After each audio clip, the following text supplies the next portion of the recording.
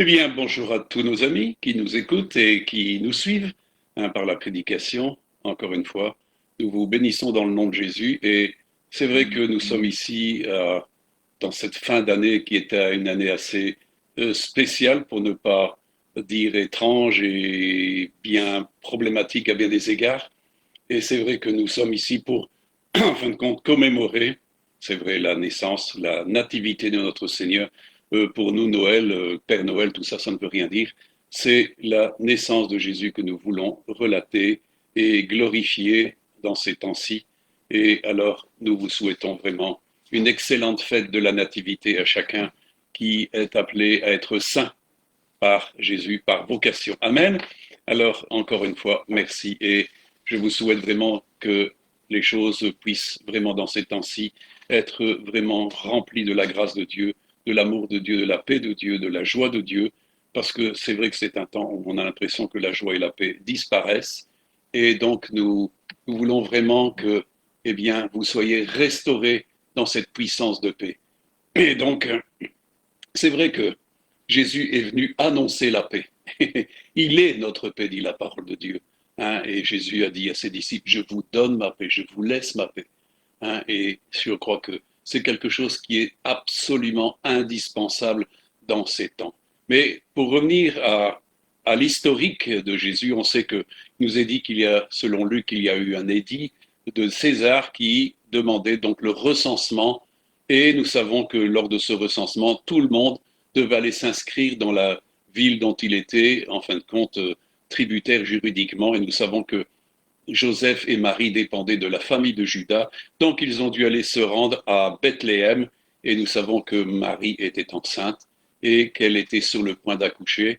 Quand ils sont arrivés là-bas, ils n'ont pas trouvé de place dans l'hôtellerie. Et ils ont dû aller dans une crèche où il y avait, on dit, selon l'histoire, qu'il y avait un âne et un peu et tout ça. C'est possible. Mais bon, soit, ils sont allés dans un endroit qui était une étable en quelque sorte. Et Jésus n'est pas né dans un palais, mais il est né vraiment dans une étable. Et je crois que c'est là un signe de son humilité en venant dans le monde. Mais il est important de comprendre l'importance de ce signe qui est extraordinaire. Et nous savons que dans les prairies d'alentour, il nous est dit que je prends le texte de Luc un peu plus loin, hein, il nous est dit que il y avait il y avait dans cette même contrée des bergers qui paissaient dans les champs les veilles de la nuit pour garder leurs troupeaux. Et voici un ange du Seigneur leur apparut, et la gloire du Seigneur resplendit autour d'eux. Ils furent saisis d'une grande crainte, mais l'ange leur dit, ne craignez pas, car je vous annonce une bonne nouvelle qui sera pour tout le peuple un sujet d'une grande joie. C'est aujourd'hui, dans la ville de David, il vous est né un sauveur, qui est le Christ le Seigneur, et voici à quel signe vous le reconnaîtrez.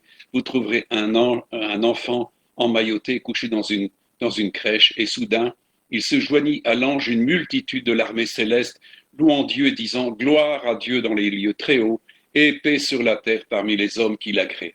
Ensuite, il nous est dit que les bergers sont partis pour vérifier ce qui leur avait été dit. Et ils ont trouvé exactement, et ils ont rapporté à Marie et à Joseph ce qu'ils avaient entendu de la part des anges.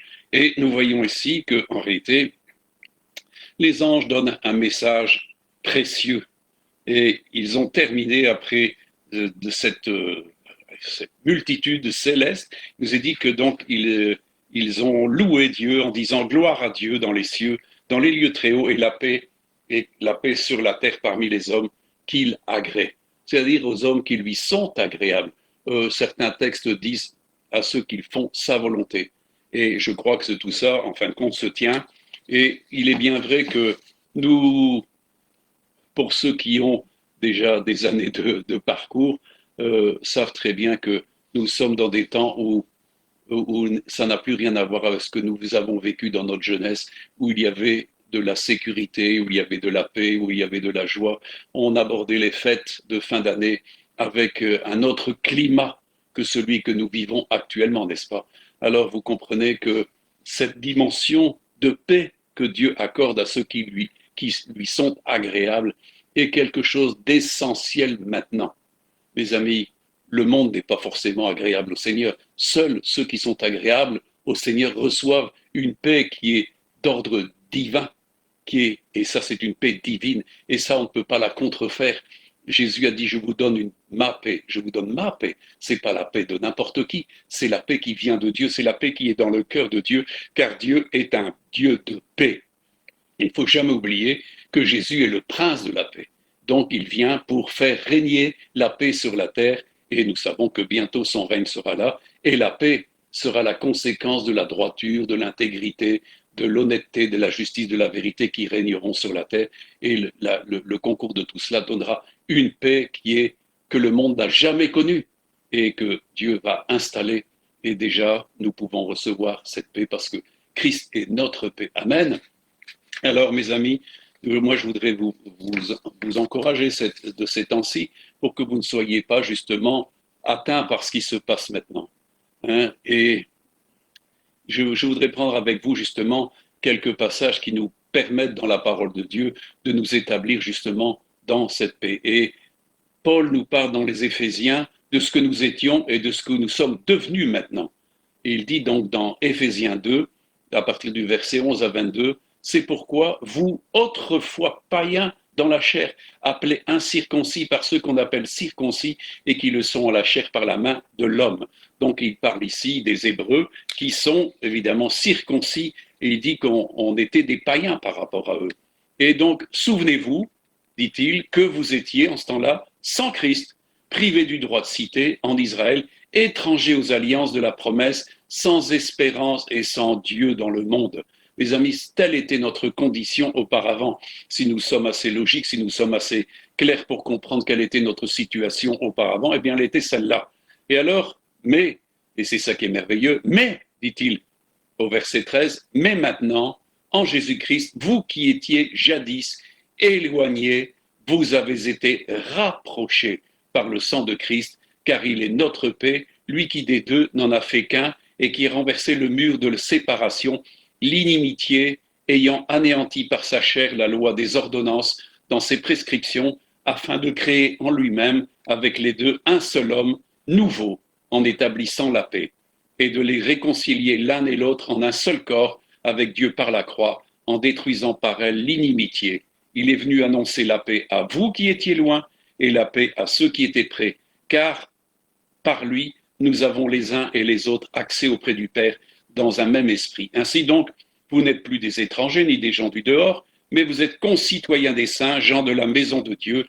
Vous avez été édifiés sur le fondement des apôtres et des prophètes, Jésus-Christ lui-même étant la pierre angulaire.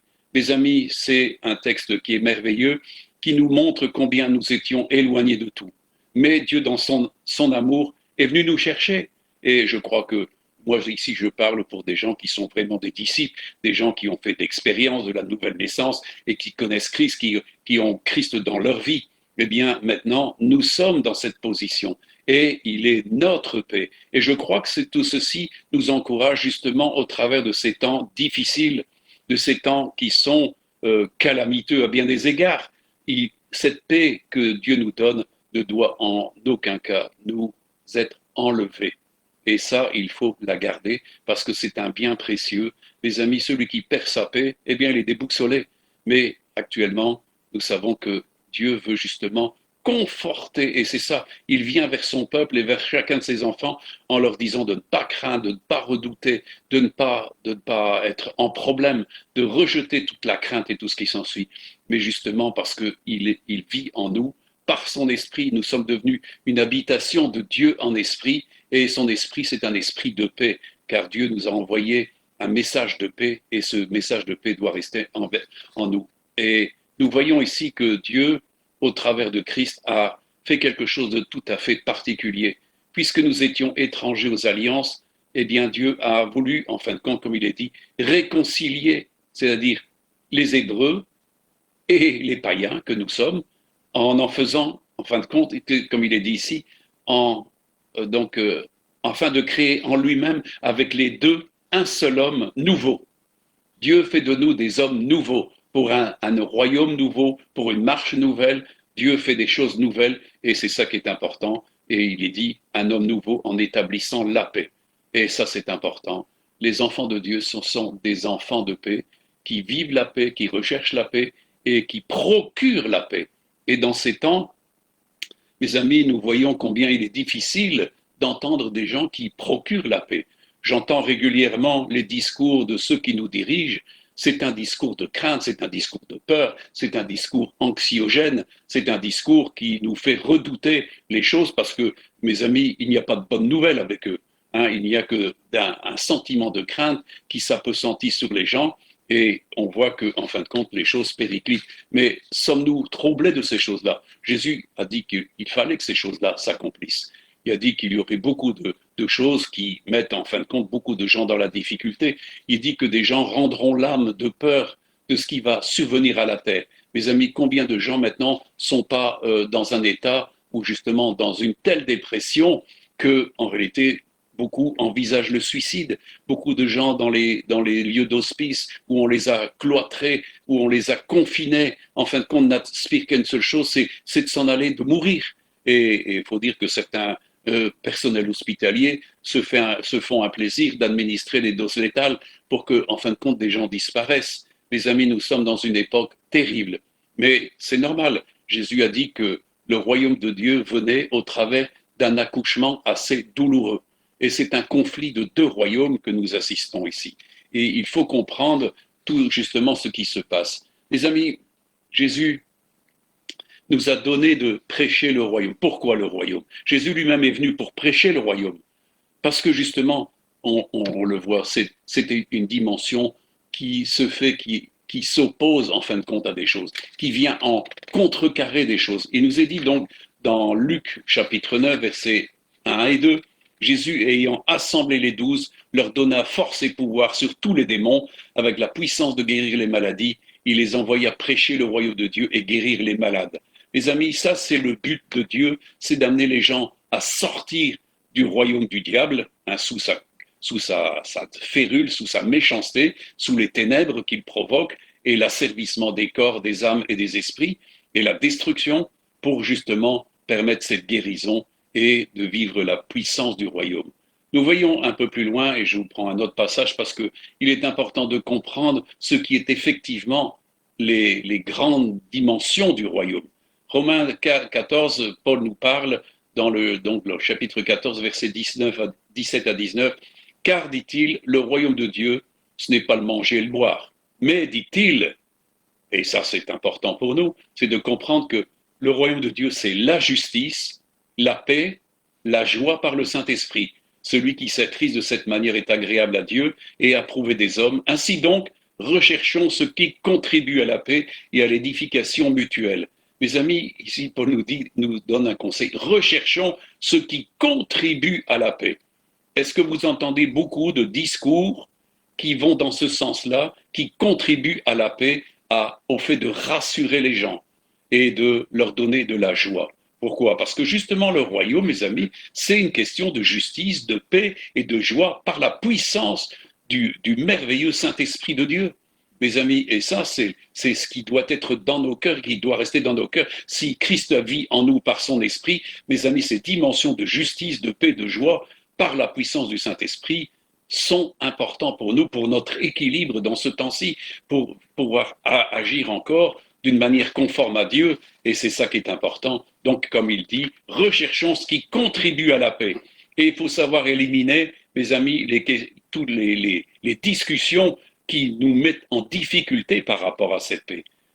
L'édification mutuelle repose justement sur ces dimensions de justice, de paix et de joie par le Saint-Esprit. Ça, c'est le royaume de Dieu. Mes amis, nous sommes confrontés à un royaume de Satan, tout partout. La parole de Dieu, elle est claire pour ceux qui sont chrétiens, qui lisent la Bible. Ils savent que Satan, son royaume, est sur la terre. Il est le prince de ce monde. C'est ce que Jésus a dit quand il allait se livrer pour aller à la croix, à la Golgotha. Il a dit, voici le prince de ce monde vient, mais il n'a rien en moi. Il est le prince de ce monde. Pourquoi? Parce que les hommes lui ont donné la capacité d'être le prince de ce monde. Ils ont livré l'univers, le monde, entre les mains du diable. Vous savez, quand Dieu s'est adressé à Adam, il était vraiment désolé, notre Père céleste. Il a dit à Adam, tu ne sais pas ce que tu as fait. En fin de compte, à cause de tes décisions, maintenant toute la terre sera maudite à cause de ce que tu as fait. Voyez-vous, il y avait une bénédiction qui était préparée et l'homme, à cause de sa stupidité, à cause de son manque de discernement et d'obéissance, en fin de compte, a livré, en fin de compte, toute la création à la vanité et nous voyons à la puissance du diable. Et mes amis, nous savons que justement, et Jésus est venu, et c'est ça qui est merveilleux. On parle, c'est vrai, beaucoup de réinitialisation. Le monde occulte de la franc-maçonnerie, des Illuminati, veulent faire le Great Reset, n'est-ce pas? La grande réinitialisation. Mais excusez-moi, je peux vous dire que Jésus est venu pour refaire la réinitialisation. Une réinitialisation revient à dire que nous retournons au programme qui était préinstallé. C'est ça, c'est à ça que ça sert. Eh bien, Jésus est venu pour nous rendre la possibilité de rentrer dans le programme d'origine. C'est pour ça qu'il nous permet, en fin de compte, de revenir au Père, comme on l'a vu. Par lui, nous avons accès auprès du Père, dans cette paix, dans cette joie, dans cette justice que lui a produite pour nous. Amen.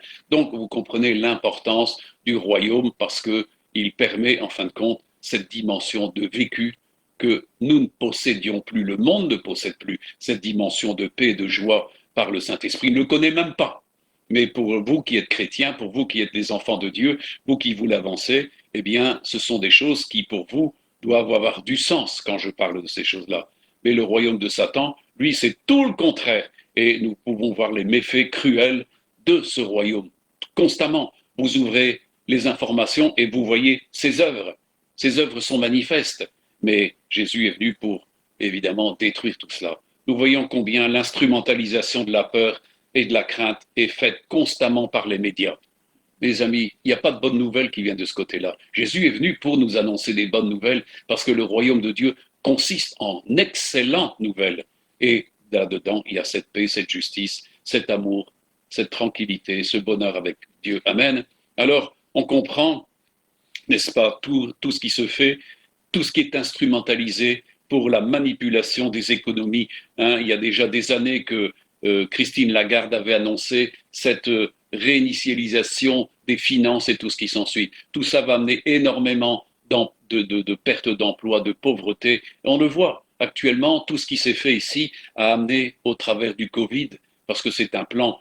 Comprenez bien qu'il y a là tout un agenda qui s'exécute de la part de la franc-maçonnerie, des Illuminati et de tous ceux qui sont des hommes et des femmes qui prennent un pouvoir parallèle, un pouvoir occulte, afin d'amener le monde à leur disposition, les mondialistes, les globalistes et tout ce qui s'ensuit. Mais ça n'est pas le plan de Dieu, ça, c'est le vieux plan de l'ennemi de faire, en fin de compte, un royaume où Dieu n'a plus de place, mais où les hommes sont des dieux. Et ça, c'est totalement fichu. Alors, on peut faire un constat, c'est que j'ai entendu la fois passée, et le Saint-Esprit a attiré beaucoup mon attention sur le fait qu'ils sont dans un état de sidération. Et je voyais que quand j'ai pris les nouvelles dans Google, eh bien, il y a un homme qui a écrit aussi la sidération et la résistance à la sidération. Qu'est-ce que c'est que la sidération? C'est être abattu, découragé, sans force. Et on voit tout ce qui se passe permet en fin de compte cette sidération. Les gens sont sans force. Et c'est vrai que le spectacle que nous assistons dans le monde avec les attentats, le terrorisme, tous les pertes de droits, les mauvaises gestions sanitaires et politiques, l'injustice, la corruption diverse, la précarité financière et pour beaucoup de petites gens, et je peux vous dire que la liste est longue, des choses qui sont en fin de compte, produisent en fin de compte cette dimension de sidération. Et oui, de tout ce qui est fait de distanciation. Et je peux vous dire aussi, je vais quand même vous donner une bonne nouvelle, c'est que l'Office mondial de la santé, suite en fin de compte aux avis de milliers de médecins qui ont plaidé, ont découvert que quand même les tests PCR ne servaient strictement à rien et étaient complètement faussés. Donc, nous allons voir ici une marche en arrière par rapport à tous ces tests parce qu'on a déclaré des gens Covid alors qu'ils ne l'étaient pas. Il y a tout un calcul qui est fait là. Et donc, voilà, on peut dire qu'il y a un petit coup, là, une petite vérité qui vient et qui transparaît. Donc, mais mes amis, quelle est notre résilience ou notre résistance à tout cela? Et où se trouve notre force de résistance par rapport à cela? C'est ça qui est important. Et l'important, c'est de comprendre l'origine du combat et la stratégie, toutes les stratégies, et la part de Dieu, et la part des hommes, et la part du diable, mes amis. On sait que le programme, c'est justement cette dimension de la mondialisation. Et Satan veut arriver. Pourquoi? Parce que la mondialisation va amener, en fin de compte, à un moment donné, à ce que son Messie vienne. C'est l'antéchrist, mes amis. Mais pour arriver à mettre en état cette dimension, ça prend du temps. Et vous voyez, tous ceux qui sont pour le grand reset se donnent en fin de compte un ordre de calendrier jusqu'en 2030. Donc ils se donnent 10 ans pour aboutir à cela. Donc il y a un programme qui est construit, qui est poursuivi pour amener les gens à une pleine servitude, à un plein asservissement, à une pleine obéissance à des directives d'hommes et de femmes qui, en fin de compte, ne sont même pas élus démocratiquement, mais qui se veulent être les chefs de ce monde et qui veulent diriger les structures financières, politiques et sanitaires du monde. Mais mes amis, là, Dieu est complètement accepté et je crois que c'est important de comprendre quel est notre combat dans ces choses-là. Amen. Alors, mes amis, on sait que l'antéchrist, en fin de compte, veut contrôler les temps et la loi. Mais il ne peut pas changer les temps et la loi. C'est Dieu qui décide des temps. Si vous êtes un bon lecteur de la Bible, vous verrez que personne n'a pu aller au-delà des temps que Dieu a fixés. En tout, vous savez, il y a un temps pour toute chose sous les cieux. Et ça, c'est la loi de Dieu, ça lui appartient. Mais néanmoins, nous voyons une capacité ici de la mondialisation de déborder, c'est-à-dire qu'il y a un forcing qui se fait pour que le projet de l'Antéchrist surpasse, en fin de compte, le plan de Dieu, qui est le réveil final, c'est-à-dire la moisson finale. Est-ce que vous comprenez bien ce que je vous dis? Parce que c'est un calcul qui se fait dans des antichambres démoniaques, là où, en fin de compte, des gens travaillent avec Satan, sont des ministres de Satan, et il sait qu'un réveil doit venir. Pourquoi? Parce que Dieu veut encore sauver des hommes et des femmes. Et donc, en réalité, il veut arriver, en fin de compte, à assujettir les populations mondiales pour que, en fin de compte, ce réveil ne se fasse pas. C'est là le but de Satan, c'est d'essayer de faire les choses avant l'heure, de passer avant l'heure de force. Donc, ce qui se fait ici, c'est l'asservissement des foules et des populations à des systèmes, à des calendriers, à des agendas qui sont des agendas démoniaques de la globalisation, de la mondialisation. Et nous savons que depuis longtemps, des hommes d'État recherchent cette mondialisation à tous les niveaux. On recherche un dictateur mondial. Même le pape en avait parlé en son temps qu'il fallait un chef des nations avec une monnaie des nations. Donc on voit que même les systèmes religieux sont complètement perforés par rapport à cette dimension. Et moi je me souviens que Simon Pérez, un jour qu'il avait une discussion avec le pape, il lui a dit, vous qui êtes dans une position religieuse, il lui a dit, ça serait bien que vous fassiez, en fin de compte, une dimension qui fédère, en fin de compte, toutes les religions, afin que nous ayons la paix. Et le pape lui a répondu, croyez bien que je m'en occupe. Donc, mes amis, nous voyons que c'est nous voyons il y a une Babel qui se fait du point de vue religieux et du point de vue politique. Les deux s'accordent. Donc, en réalité, nous sommes dans ce conflit-là. Alors, mes amis, qu'est-ce que nous faisons au travers de ça? Voyez-vous, c'est là où il est important d'avoir des directives de Dieu pour être sûr de faire exactement. Mais il y a des préparatifs pour tout ça. Et il y a 2 nuits, j'étais en train, sur le réveil du matin, puisque j'avais un peu de temps, je songeais et j'étais dans un état de mi-sommeil, d'écoute du Seigneur. Et en fin de compte, j'ai eu des songes et une vision. Et en fin de compte, je me suis retrouvé, en fin de compte, dans la cale d'un navire.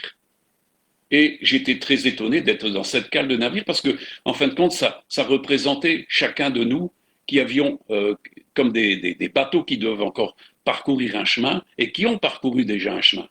Et j'étais étonné de voir que dans les cales, eh bien, il y avait de l'eau. Il y avait de l'eau et pour moi qui suis vous savez, quand j'étais jeune, j'étais amoureux des bateaux. Je sais que ce qui a rien de plus dangereux dans un bateau, c'est que quand on a embarqué de l'eau, cette masse d'eau présente un lest qui peut se déplacer et en fin de compte faire culbuter. Quand il s'agit d'un bateau dans la cale, il s'agit de bien tout arrimer et de façon à ce que ça ne culbute pas, parce que des tas de bateaux ont fait naufrage simplement parce que la cargaison était mal arrimée. Donc, je voyais ce bateau, et en plus, quand vous avez des choses qui sont arrimées dans la cale, si l'eau est là, eh bien, ça détériore tout ce que vous avez dedans. Donc, ça va faire pourrir tout, et en fin de compte, c'est perdu. Et donc, je voyais ces cales qui étaient là avec de l'eau et, en fin de compte, et qui menaçaient parce que, en réalité, ces bateaux ont encore un bout de chemin à faire. Nous savons que, je vous ai déjà donné la vision que j'avais eue il y a quelque temps à Versailles, de bateaux qui travaillaient qui combattaient contre la tempête, mais qui traçaient leur route et qui allaient vers la lumière. Et donc, je crois que nous sommes en route vers la lumière, vers le jour glorieux du Seigneur. Et je voyais donc que ces bateaux, en fin de compte, avaient subi, en fin de compte, les outrages du temps, et des embruns étaient rentrés, de l'eau était rentrée dans les cales. Et mes amis, il est important pour qu'un bateau puisse être navigable et manœuvrable, il faut absolument éliminer tout ce qui est de l'eau, parce que ça constitue un balourd qui se déplace en fonction des mouvements, des ballottages, et ça peut créer le naufrage, sans compter que ça détruit en fin de compte la qualité de ce qui est dans le dépôt de la cargaison. Et ça, mes amis, ça montre en fin de compte que nous sommes devant un problème où il nous faut absolument nous décharger de tout ce qui s'est fait de ces temps-ci et de toute crainte, de toute peur, de toute angoisse. Ça, mes amis, c'est contre-productif parce que je crois que justement, ça, c'est une eau qui détruit véritablement. C'est quelque chose qui nous atteint et qui peut ruiner même le dépôt de ce que nous avons. Sachez que donc dans cette cargaison, c'est le bon dépôt, et le bon dépôt peut être atteint, peut être immergé par les choses et être détruit. Et à ce moment-là, toute la cargaison peut se délier et en fin de compte, le bateau peut être encore plus absolument pas manœuvrable, et il va courir vers sa perte. Donc il est important dans la course qu'il nous reste à faire ici, parce que le temps est court pour nous. On sait que pour les prophètes, différents prophètes, on sait qu'on a encore pour 3-4 ans. On ne connaît pas le jour ni l'heure, mais on connaît la saison, et nous sommes en bout de saison où Christ va réapparaître, et c'est pour ça qu'il y a un tel combat actuellement de l'ennemi qui est fou furieux, parce que justement, il veut passer de force, de façon à ce qu'il n'y ait pas le réveil.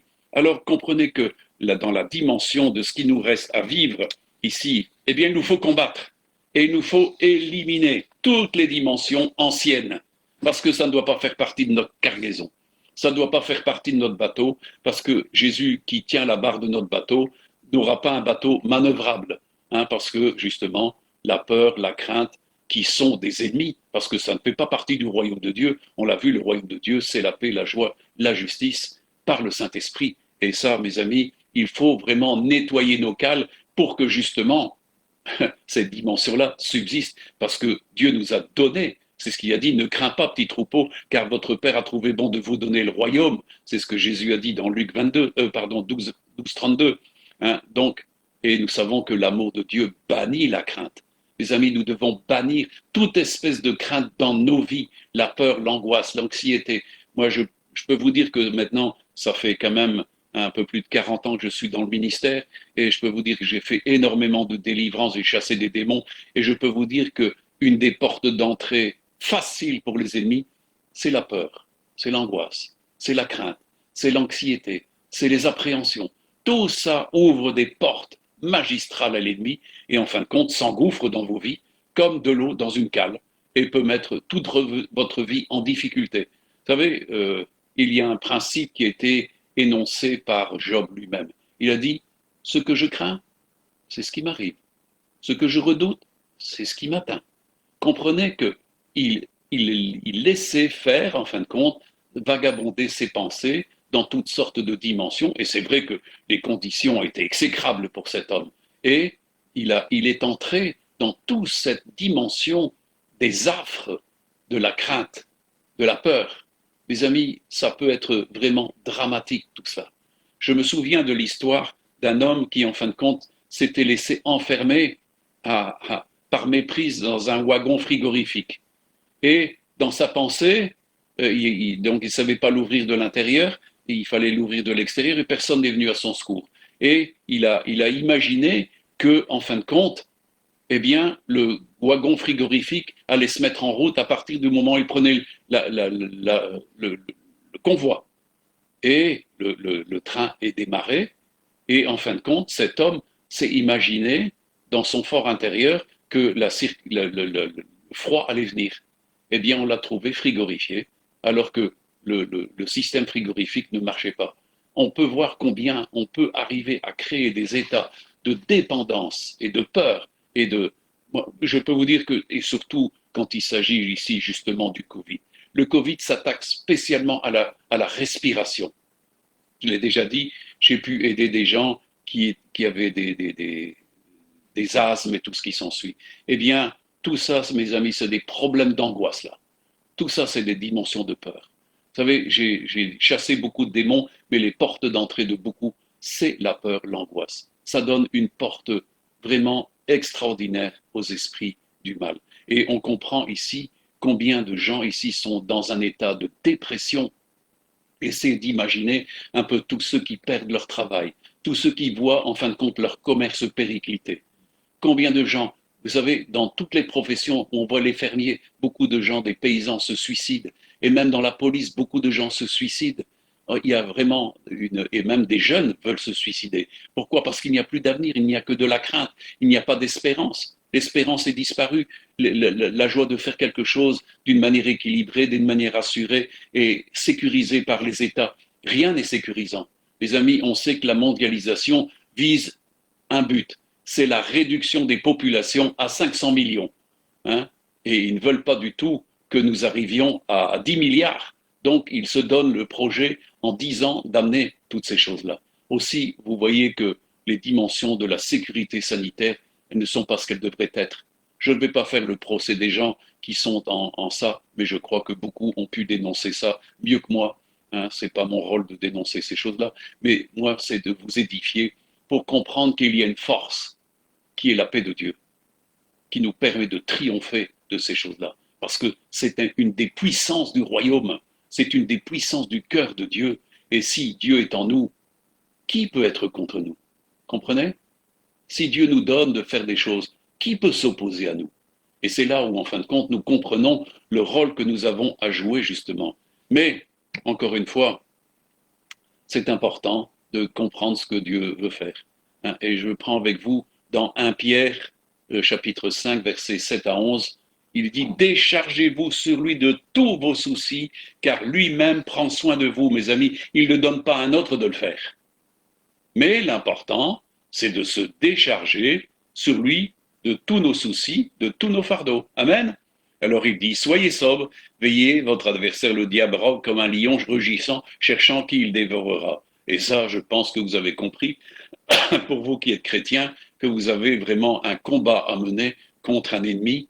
Mes amis, c'est pas contre la chair et le sang. C'est vrai que Dieu nous dit que Satan a ses serviteurs, et c'est vrai qu'il en choisit, il en a beaucoup actuellement.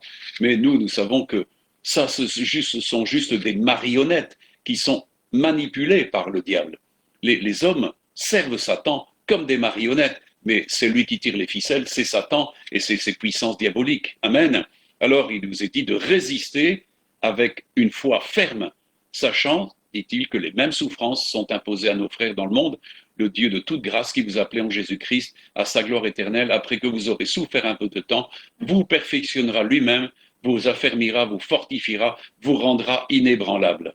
Mes amis, Dieu veut nous rendre inébranlables au travers de tout cela. Mais il faut évacuer de nos cales l'eau de la crainte, l'eau de la peur, l'eau des appréhensions et aussi toutes les vieilles choses qui ne servent à rien. Paul dira que lui se portait en avant et qu'il rejetait toutes choses comme de la boue afin de gagner Christ. Et ça, ici, c'est hyper important. Amen. Alors, comprenez la dimension qu'il faut de la maîtrise que nous ayons de nous-mêmes. Celui qui n'est pas maître de lui-même, mes amis, il ne sait pas faire grand-chose. Hein. Alors, il y a une question de maîtrise, il y a une question de maturité.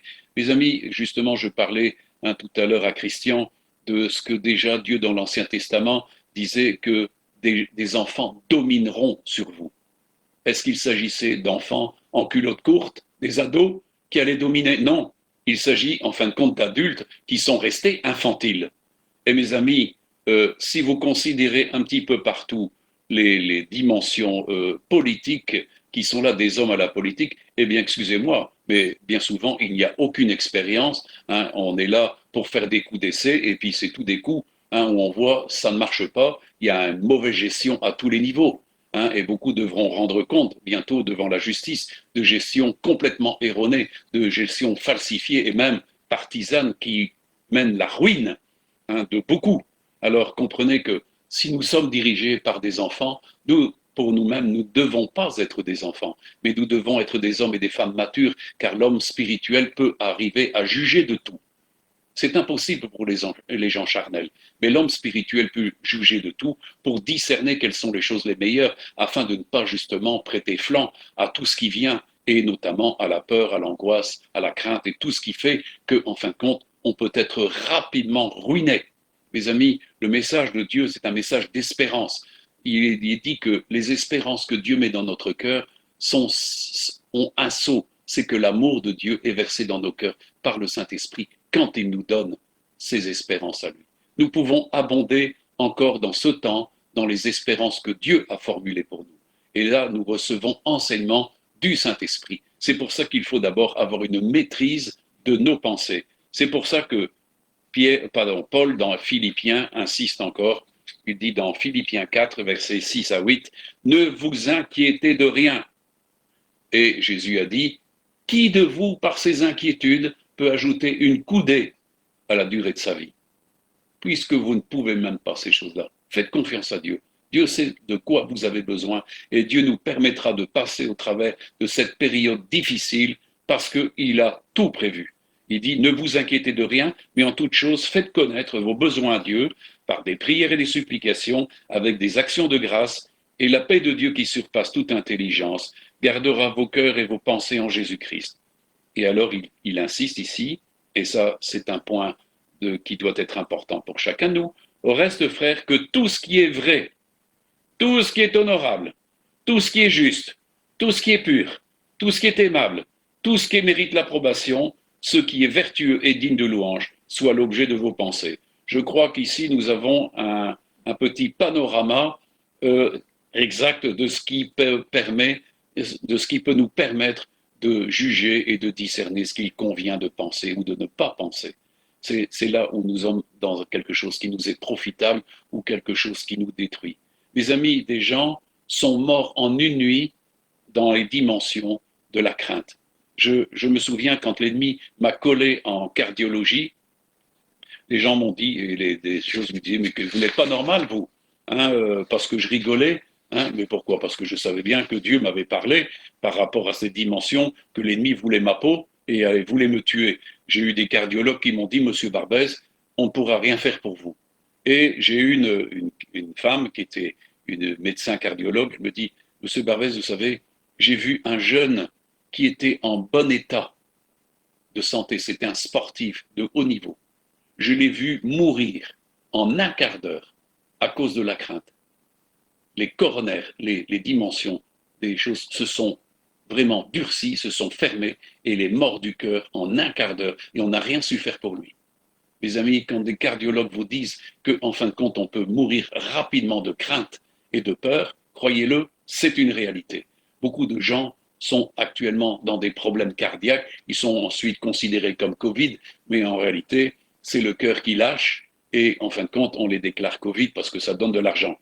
Mais mes amis, c'est pour ça qu'il nous est dit que si nous nous déchargeons sur lui, sa paix qui surpasse toute intelligence gardera nos cœurs et nos pensées en lui. Il garde nos cœurs et nos pensées, de façon à ce que nos pensées ne déraillent pas et que notre cœur soit entraîné dans la crainte et dans la peur. Comprenez que c'est des choses qu'il faut absolument maîtriser et posséder de manière justement à ne pas se laisser faire. Alors, je crois que dans ce temps, eh bien, nous devons être pleins d'espérance. Jésus a dit que notre délivrance était proche. Quand nous voyons toutes ces choses arriver, il a dit, relevez vos têtes. Mais néanmoins, nous sommes ici encore pour un exercice. Et comme je vous le disais, il est important que nous puissions tenir tête à l'ennemi. Et dans Hébreux 10, je voudrais terminer par ces deux textes ici, dans Hébreux 10, versets 37 à 39, il nous dit encore un peu de temps. Et j'aime bien parce qu'il y avait deux petits points qui suivaient, bien peu, point d'exclamation, donc bien peu de temps, et celui qui doit venir viendra, il ne tardera pas. Il dit, et mon juste vivra par la foi, mais s'il se retire, eh bien mon âme ne prend pas plaisir en lui. Quant à nous, nous ne sommes pas de ceux qui nous retirons pour nous perdre, mais de ceux qui croient pour sauver leur âme. Amen. Est-ce que vous êtes de ceux-là? Est-ce que vous êtes de ceux qui vous retirez? Mes amis, le combat que nous menons ici est un dernier combat de la foi. C'est ce que Jésus a dit, le jour où j'arrive sur la terre. Quelle foi je vais trouver? Est-ce que je vais trouver des gens qui combattent ou est-ce que je vais trouver des gens qui se seront effondrés dans la crainte et dans le doute et se seront éloignés de moi? C'est ce que dit Dieu, je ne prends pas plaisir à ça. Et il nous est dit qu'il veut trouver ici de la foi. Est-ce qu'il va trouver quelqu'un qui a de la foi pour aller jusqu'au bout? C'est ça que je vous interpelle ici. Et il nous est dit dans 1 Jean, chapitre 5, versets 4 et 5, parce que tout ce qui est né de Dieu triomphe du monde. Et la victoire qui triomphe du monde, c'est notre foi. Qui est celui qui a triomphé du monde, sinon celui qui croit que Jésus est le Fils de Dieu? Mes amis, nous ne triomphons pas du monde dans le sens planétaire. Nous triomphons de l'esprit de ce monde qui est en train de manigancer quelque chose d'extrême et qui est en train d'amener les gens dans une dictature dont ils n'ont pas du tout conscience. Mais nous qui sommes chrétiens, qui connaissons les textes et qui connaissons le devenir, nous savons que Dieu nous a avertis d'avance des problèmes qui vont se lever. Mais nous ne sommes pas de ceux qui nous laissons faire. Et c'est ça qui est important, mes amis. C'est justement de contrer cela par le combat de la foi. J'en appelle à chacun de vous de combattre. C'est ce que disait Paul à ses disciples. Toi, homme de Dieu, combats le bon combat de la foi. Et il a dit, j'ai combattu le bon combat et je recevrai la couronne de gloire du Seigneur. Et c'est ça qui nous importe maintenant, c'est de continuer le combat, parce qu'il s'agit du combat de la foi. Est-ce que vous avez foi dans le royaume? Est-ce que vous avez foi dans la dimension de Jésus qui vient bientôt? Si vous ne l'avez pas, vous avez tout à découvrir encore. Et il est temps de vous convertir, de vous repentir, pour justement permettre à Dieu de vous donner votre part dans le royaume qui vient. Sinon, il n'y a rien du tout. Et comme il est dit ici, c'est parce que tout ce qui est né de Dieu triomphe du monde. Et la victoire qui triomphe du monde, c'est notre foi. C'est pas autre chose, mes amis. Mais celui qui est né de Dieu peut triompher. Celui qui est de Dieu connaît Dieu. Et Dieu le connaît. Et automatiquement, on l'a vu la semaine passée, il possède en lui le témoignage de Christ. Et ça, c'est une force justement devant l'ennemi. Et nous possédons le témoignage de l'eau, le témoignage du sang et le témoignage de l'esprit. Et les trois sont d'accord. Amen. Ce qui nous donne une force extraordinaire pour lutter en ce temps-ci, justement contre l'esprit du monde qui veut établir d'une manière rapide le royaume de Satan, le royaume de l'Antéchrist. Et ça, mes amis, je peux vous dire que nous sommes ici dans une position, et là, quel est notre rôle dans cette position? Et Paul nous dit dans 2 Thessaloniciens, et ceci pour clôturer cette prédication, dans 2 Thessaloniciens, chapitre 2, du verset 3 à 8, il dit donc que personne ne vous séduise d'aucune manière, car il faut que l'apostasie soit arrivée auparavant. Mes amis, croyez-vous que l'apostasie doit encore arriver? Ah ben, mes amis, elle est là et elle bat son plein. On voit combien de gens ont abandonné la foi, ont abandonné le Seigneur pour toutes sortes. Ils ne croient plus et ils préfèrent écouter les discours de ce monde, les discours d'incrédulité et de crainte et tout ce qui s'ensuit. Ils se sont fait piéger par les faux docteurs, les fausses doctrines, les faux prophètes et tout ce qui s'ensuit. Mais vous qui êtes nés de nouveau, eh bien, c'est ce que Paul dit à vous, eh bien, que personne ne vous séduise d'aucune manière, car, dit-il, eh bien, il faut que l'apostasie soit arrivée. C'est auparavant, c'est impossible autrement. Il faut qu'elle soit là. Et qu'on ait vu paraître l'homme du péché, le fils de la perdition, l'adversaire qui s'élève au-dessus de tout et de ce qu'on appelle Dieu ou de ce qu'on adore, jusqu'à s'asseoir dans le temple de Dieu, se proclamant lui-même Dieu. Ne vous souvenez-vous pas vous-même de tout ce que je vous disais ces choses lorsque j'étais encore chez vous? Et maintenant, vous savez ce qui le retient, afin qu'il ne paraisse qu'en son temps. Car le mystère de l'iniquité agit déjà, il faut seulement que celui qui le retient encore ait disparu. Alors paraîtra l'impie que le Seigneur Jésus détruira par le souffle de sa bouche et qu'il anéantira par l'éclat de son avènement. Mes amis, nous voyons ici que c'est encore Dieu qui décide des temps. C'est toujours lui qui arbitre les temps et rien ne peut se faire avant le temps. Avant le temps, c'est pas le temps et après le temps, c'est plus le temps. Dieu provoque les choses et permet, et c'est là où nous devons avoir de l'intelligence, mes amis. Et en réalité, nous savons que Dieu veut donner encore un réveil. Et nous savons que la globalisation, la mondialisation vise une chose, c'est d'éradiquer le christianisme avant l'heure. Donc, on voit bien, les églises sont fermées, on ne peut plus rien faire. Donc, tout ça, c'est faire taire les chrétiens, faire taire le témoignage. Mais nous avons encore la possibilité de combattre, les amis. Notre rôle est de combattre et d'écouter les décrets que Dieu donne dans les lieux célestes pour les proclamer un petit peu comme Jérémie. Vous savez, Jérémie ne quittait pas sa chambre et il pouvait déclarer des choses contre des royaumes, contre des êtres humains pour que le plan de Dieu s'accomplisse. Et c'est ce qui va se faire maintenant. Pourquoi? Eh bien, nous voyons que l'Antéchrist ne peut pas, c'est ce qu'il est dit, je relis ici, et maintenant vous savez ce qui le retient afin qu'il ne paraisse qu'en son temps. Car le ministère de l'iniquité agit déjà, et il faut seulement que celui qui le retient encore ait disparu. Qu'est-ce que cela veut dire? Les amis, qu'est-ce qui le retient? Eh bien, ce sont les enfants de Dieu qui continuent de prier, d'intercéder pour que le plan de Dieu s'accomplisse encore pour des hommes et des femmes qui ont besoin de salut. Nous sommes ici pour maintenir, en fin de compte, cette venue. En réalité, c'est notre insistance dans le combat qui l'empêche d'arriver. Et le jour où l'Église est retirée, quand l'épouse est retirée, va à la rencontre du Seigneur, là, à ce moment-là, la porte s'ouvre pour l'Antéchrist. Et là, à ce moment-là, comme il est écrit, eh bien, il se fera une place comme roi et comme Dieu à Jérusalem. Il se mettra dans le temple de Jérusalem, nouvellement construit, parce que le temple va être reconstruit, et il se fera adorer comme Dieu là, et il se fera adorer de par le monde, et les gens seront obligés de l'adorer, lui qui n'est pas le Messie, mais ils auront leur faux Messie qu'ils ont cherché et qu'ils ont aspiré à avoir de toute leur force.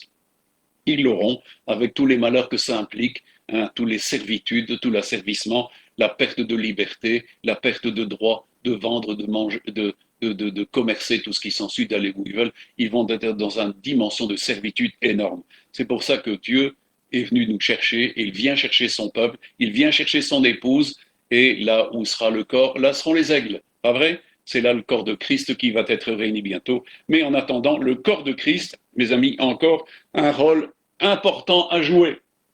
Et ça, j'en appelle à tous ceux qui combattent, à tous ceux qui sont des intercesseurs, à ceux qui ont compris combien ils pouvaient résister à l'ennemi. Et en fin de compte, c'est toujours les intercesseurs qui ont créé l'histoire, qui ont permis la modification pour des peuples. Les amis, moi j'en appelle à votre bon sens spirituel et à la compréhension du plan de Dieu. Les amis, il nous faut combattre jusqu'au bout. Il nous faut combattre le bon combat. Pourquoi? Parce que sinon l'ennemi viendra avant son temps. Et il forcera les choses. Et moi, je crois qu'il y a des endroits où il n'y aura pas de combat. Eh bien, le royaume, la globalisation, la mondialisation s'établira dans certains endroits d'une manière beaucoup plus dure. Eh bien, mes amis, nous sommes là pour retenir la venue de l'Antéchrist. Tant que nous sommes là, nous l'empêchons de venir. Amen. Nous sommes le corps de Christ. Nous sommes l'ambassadeur de Christ sur cette terre avec les moyens que Dieu nous a donnés de puissance et d'autorité. Et je crois que Dieu va répandre son esprit pour renouveler la force de ses combattants. Là, il va y avoir de nouveau des révélations, des prophéties, des visions, mais encore une fois, moi, j'ai vu ce songe et il est important dans ce dernier parcours de ne pas avoir dans nos cales quelque chose qui nous crée problème. Il faut bazarder tout ce qui est vieux.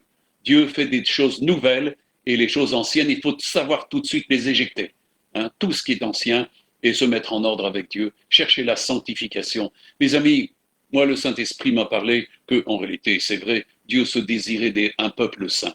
Et le peuple qui était sanctifié n'avait rien à craindre des épidémies, des pestes qui allaient venir. Pourquoi? Parce qu'il était saint. La loi de l'esprit de Jésus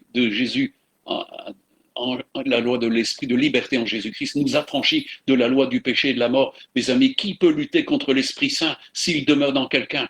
C'est pour ça que nous pouvons triompher de la maladie, parce que l'esprit de vie est en nous et nous donne la vie, il nous donne la liberté. Et c'est lui qui nous guérit. C'est par l'Esprit de Dieu que les choses se font. Et ça, c'est un peuple saint qui possède ça. Mais le Saint-Esprit, et Jésus m'a dit, oui, mais il ne s'agit pas d'une sainteté qui est passive, mais d'une sainteté qui est active. Parce que beaucoup de gens se croient saints, mais c'est une vieille image. C'est une image qui n'a pas été conduite dans une véritable démonstration. Il est important que le peuple continue de se sanctifier. Jésus vient rechercher un peuple saint, une église sainte, pure, sans tache. Et il nous appelle à être des vases sanctifiés, utiles. Ceux-là, mes amis, n'ont rien à craindre. L'épreuve atteint souvent le juste, mais Dieu l'en délivre toujours. J'ai été confronté moi-même plusieurs fois et le Seigneur m'avait averti que je serais confronté jusqu'à la mort.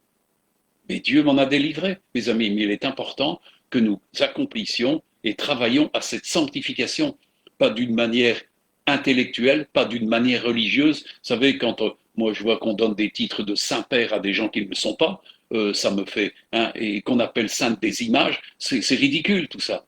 Il y a ceux qui sont sanctifiés par le sang de Christ et qui cherchent la sanctification, comme Jésus lui-même a cherché la sanctification pour nous. Est-ce que vous comprenez ça? Et à ce moment-là, la puissance du mal, mes amis, n'a pas de pouvoir sur vous. Elle peut vous atteindre, mais vous devez en triompher. Et je crois que beaucoup de chrétiens, actuellement, ont été frappés par le Covid, mais ont trouvé la guérison.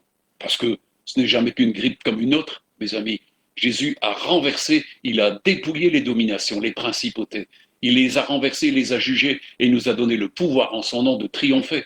Mais mes amis, celui qui ne cherche pas la sanctification n'a aucun pouvoir. Et dans cette guerre, mes amis, l'ennemi, il est important qu'il trouve devant nous une armée sainte, une armée forte, qui, et comme Jésus l'a dit, je vous ai donné la puissance et l'autorité pour marcher sur toute la puissance de l'ennemi et il ne vous sera fait aucun mal. Moi, je crois qu'il y a une démonstration qui va se faire maintenant par une église qui est vraiment l'épouse, qui est vraiment sanctifiée, qui comprend et dont le Seigneur est vraiment la tête et le chef et qui va faire vraiment une démonstration. Mais s'il vous plaît, nettoyez la cale de vos bateaux. Rejetez peur, crainte, tout ce qui est anxiété, angoisse, tout ça, mes amis, tout ça vous met en péril. Tout ça vient du diable. Ça n'est pas l'univers du royaume de Dieu. L'univers du royaume de Dieu, c'est la paix, c'est la joie, c'est la justice, par la puissance du Saint-Esprit. Amen. Alors, vivons cela pleinement, mes amis, parce que Jésus est venu. Qu'est-ce qu'il a fait? Il est venu sur terre pour réinitialiser le plan de Dieu, pour nous permettre de revenir au Père et de nous donner un royaume. Et il a prêché le royaume de paix. Et il a donné la paix du royaume à ses enfants, surtout dans ces périodes troublées. Alors, ne vous soyez pas troublés de ce qui se passe. Dieu a annoncé les choses d'avance. Et il a dit une chose qui est très importante. Veillez et priez en tout temps afin d'avoir de la force d'échapper à tout ce qui arrivera. Beaucoup ne prient pas, n'ont pas de contact avec Dieu, alors je ne donne pas cher de leur vie.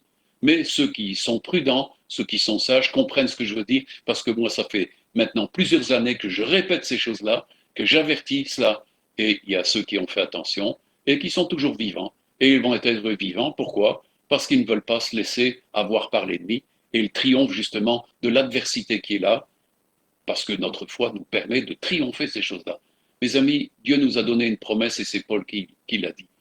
En Christ, Dieu fait toujours tout concourir pour le bien de ses enfants, pour ceux qui l'aiment. Dieu a cette puissance-là. Et en plus, il nous est dit qu'il nous fait toujours triompher en Jésus. Alors demeurez en Jésus parce que vous avez tout pleinement en lui, vous avez tout pleinement et cette joie et cette paix au travers de ces circonstances. Notre espérance, elle ne peut pas être ternie. Nous avons l'espérance de bientôt voir. Il est dit, comme on l'a vu tout à l'heure, encore un peu de temps, bien peu, celui qui doit venir viendra. Amen.